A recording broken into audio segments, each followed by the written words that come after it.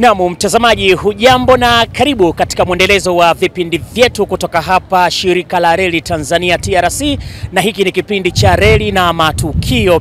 Kipindi hiki cha reli na matukio huwa kinakuletea matukio mbalimbali yanayohusiana na shughuli za reli, ikiwemo katika ujenzi wa reli, usafiri SGR, usafirishaji wa MGR. Zote hizo ni shughuli za reli na masuala mbalimbali yanayohusiana na reli. Sasa leo mtazamaji, kipindi hiki ni maalum kabisa kuhusu maadhimisho ya wiki ya mazingira ambayo mtazamaji kidunia yanafanyika kule Korea Kusini, lakini kitaifa yanafanyika hapa mkoani Dodoma, na mgeni rasmi ni makamu wa rais wa Jamhuri ya Muungano wa Tanzania Mheshimiwa Dr. Philip Isdor Mpango, ambaye ndiye mgeni rasmi katika ukumbi huu wa mikutano wa Jakaya Mrisho Kikwete. Na kabla ya hapo, makamu wa rais aliweza kutembelea mabanda mbalimbali ambayo yalikuwepo katika maonesho nje kidogo tu ya ukumbi huu, ambayo yalionyesha shughuli zao yanavyofanya, ikiwemo TRC ambao tuliweza kuonesha namna gani ambavyo tunaweza kudhibiti taka za plastiki katika treni zetu za abiria.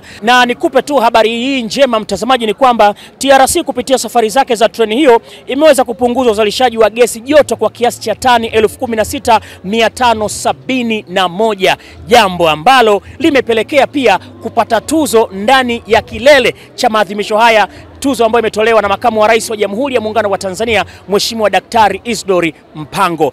Mimi naitwa Beni Mwanantala, kwa niaba ya mpiga picha Hassan Mbonde Ujuku, huyo hapo nyuma ya kamera. Basi nikusihi tu uweze kuungana nami mwanzo hadi mwisho wa kipindi hiki.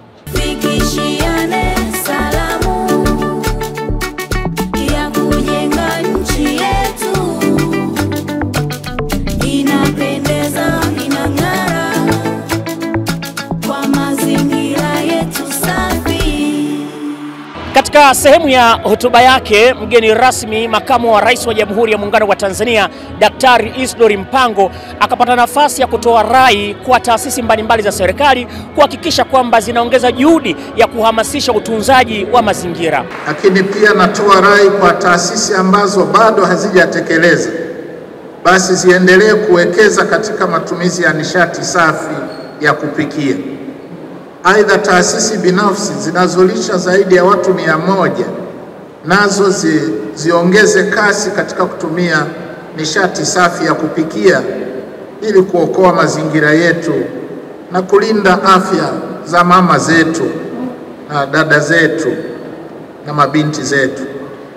Na baada ya hotuba hiyo ya Mheshimiwa makamu wa rais Daktari Philip Isdor Mpango, basi jina la TRC likatajwa humu ndani kama sehemu ya taasisi ambazo zimepokea tuzo kwa kiasi cha tani 16,571 ambazo zimezalishwa kwa usafiri unaotumia nishati isiyo rafiki kwa mazingira.